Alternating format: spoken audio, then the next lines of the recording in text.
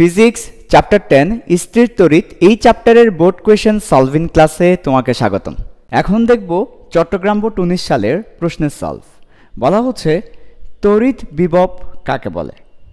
অসীম থেকে একক ধনাত্মক আদানকে তড়িৎ ক্ষেত্রের কোনো বিন্দুতে আনতে যে কাজ করতে হয় তাকে তড়িৎ বিভব বলে।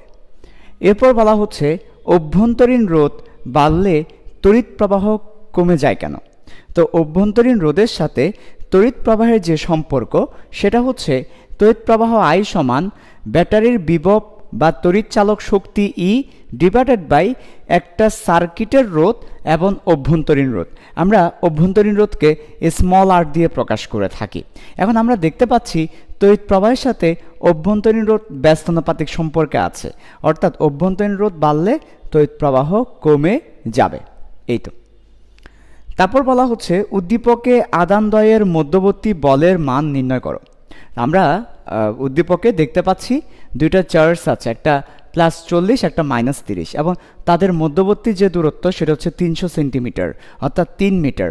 আমরা এই মানগুলো বসালে তাহলে আমরা দুইটা চার্জের মধ্যে যে কুলম্ব বল সেই বলটা পাচ্ছি। সো আমরা জানি কুলম্ব বল F সমান C Q1 Q2 divided by দূরত্ব স্কয়ার। C এর মান 9 × 10⁹9। অতঃপর একটা চার্জ +40 আর একটা চার্জ -30, তাদের মধ্যবর্তী দূরত্ব 3 স্কয়ার।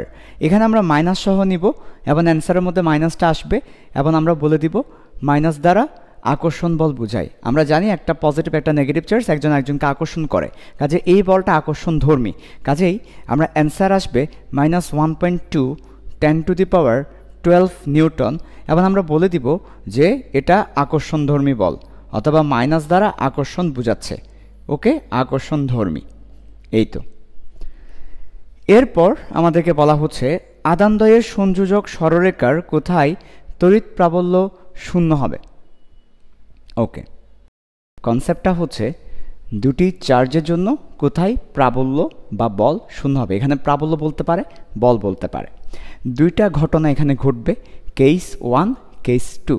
প্রথম ঘটনা হচ্ছে চার্জদ্বয় সমধর্মী হলে, একই ধরনের হলে, অর্থাৎ দুইটা চার্জই পজিটিভ হতে হবে অথবা দুইটা চার্জকেই নেগেটিভ হতে হবে, একই ধরনের। চার্জদ্বয় সমধর্মী হলে সেক্ষেত্রে দুইটা চার্জের মাঝখানে কোনো বিন্দুতে শূন্য হবে। তার মানে তোমাকে দেখতে হবে চার্জ দুইটা একই ধরনের কিনা। যদি একই ধরনের হয় তাহলে দুইটা চার্জের মাঝখানের কোনো একটা বিন্দুতে শূন্য হবে। এবার কেস 2, চার্জদ্বয় বিপরীত ধর্মী হলে, ধরো একটা পজিটিভ চার্জ একটা নেগেটিভ চার্জ, সেক্ষেত্রে বলা হচ্ছে যে চার্জের মান ছোট, যেই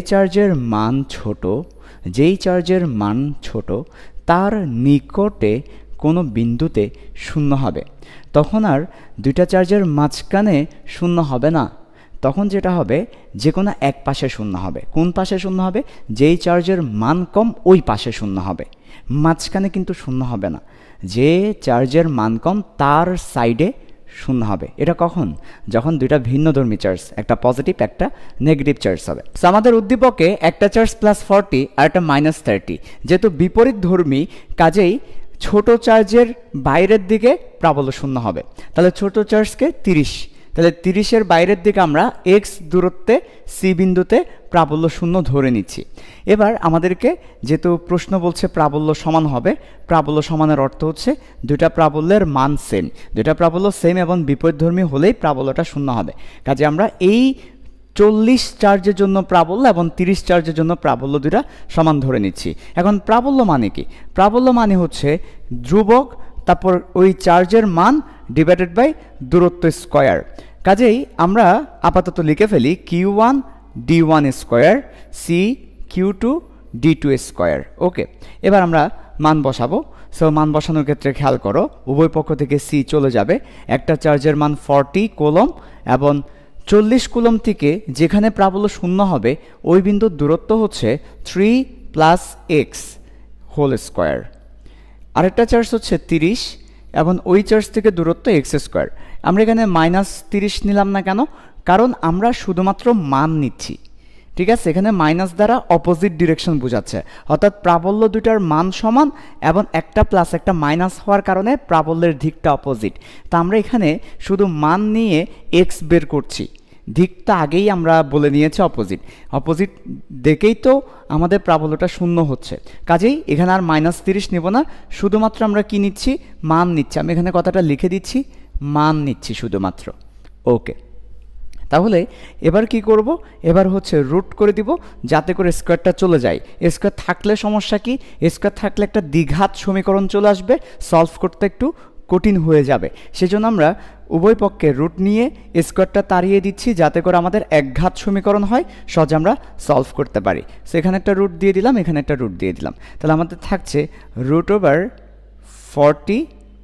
আমরা এটাকে 4 লিখতে পারি যদি আমরা 10 10 কেটে দিই, আর এখানে হচ্ছে 3 + x √3 লিখতে পারি, কারণ এখানে 40 আর এখানে 30, আমরা যদি 10 দিয়ে কেটে দিই এটা 4 আর এটা 3 হবে, আর এখানে x।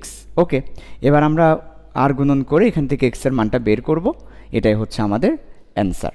তাহলে আমাদের অ্যান্সারটা কত আসে দেখো তো, আমাদের অ্যান্সার আসে √4x = √3x + 3।